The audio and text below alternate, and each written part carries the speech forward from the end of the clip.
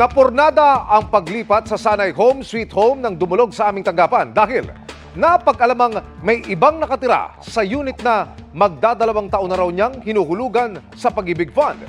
Inaksyonan yan ng team ng inyong Kapuso Action Man. Mayo taong 2023 pa, pinahintulutang mag-move in ng Pag-ibig Fund si Abril sa nabili niyang house and lot sa Pasong Kabayan 2, General Trias, Cavite. Mahigit kalahating milyong piso ang halaga ng property na nasa mahigit 3,000 piso ang monthly amortization sa loob ng halos 3 dekada.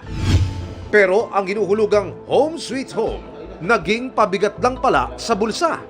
Magto 2 years na ako maghulog ngayong May. Ang problema ay hindi ko nga mapuntahan, ay matirahan. Yung na-process na, tapos na-take out na. Yung pagpunta ko doon sa unit, may nakatira. Ang dapat daw nakatira sa katabing property, abay, napunta sa bahay at lupa ni Abril. Sila naman po lang nagsabi na ang unit nila talaga ay lot 21. Kasi yun ang binigay sa Pag-ibig sa kanila. Huli na daw nila nalaman na mali pala ang binigay sa kanila na unit.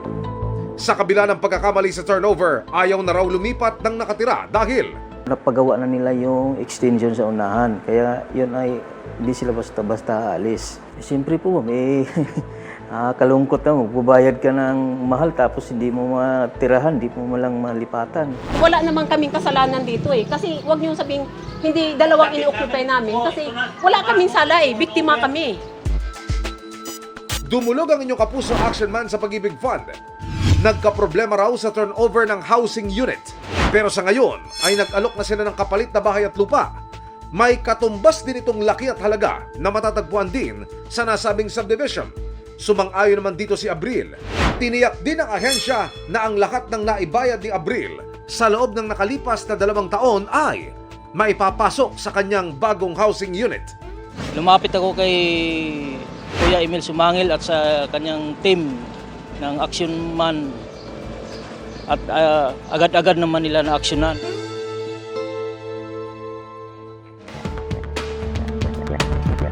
Mission accomplished tayo, mga kapuso. Para sa inyong mga sumbong, pwedeng mag-message sa Kapuso Action Man Facebook page o magtungo sa GMA Action Center sa GMA Network Drive, Corner Samar Avenue, Diliman, Quezon City. Dahil sa anumang reklamo, pang-abuso o katiwalian, tiyak, may katapat na aksyon sa inyong Kapuso Action Man.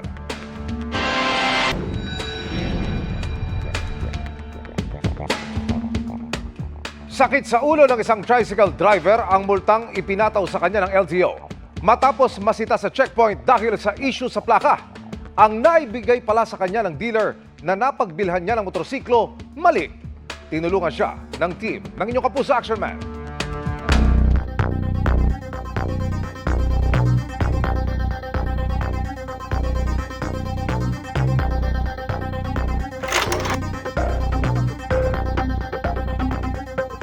Labinlimang taon nang namamasada ng tricycle ang 62 anyos na si Mang Ruben.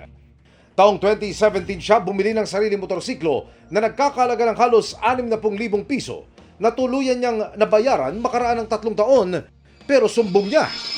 Na-isyuhan ako ng maling plaka nung mahuli po ako ng LTO nung sila may checkpoint.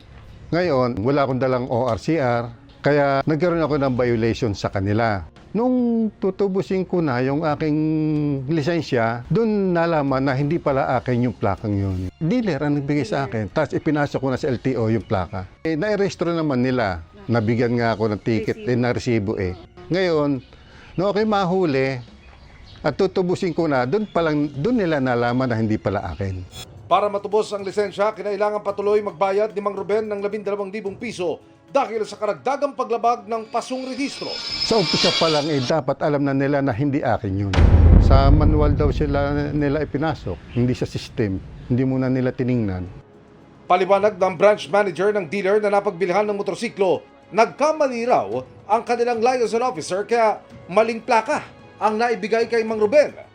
Para maitama ang nangyari, nakipag-ugnayan na sila sa LTO na i-lift ang paglabag na natag sa record ni Mang Ruben. Dumulog din ang inyong Kapuso Action Man sa LTO Region 4A. Iniimbestigahan na rin nila ang nangyari.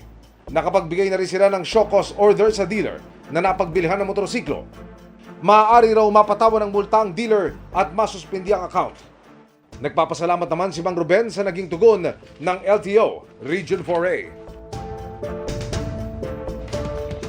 Tututukan namin ang sumbong na ito. Para sa inyong mga sumbong, pwedeng mag-message sa Kapuso Action Man Facebook page o magtungo sa GMA Action Center sa GMA Network Drive, Corner Summer Avenue, Diliman, Quezon City. Dahil sa anumang reklamo, pang-abuso o katiwalian, tiyak, may katapat na aksyon sa inyong Kapuso Action Man.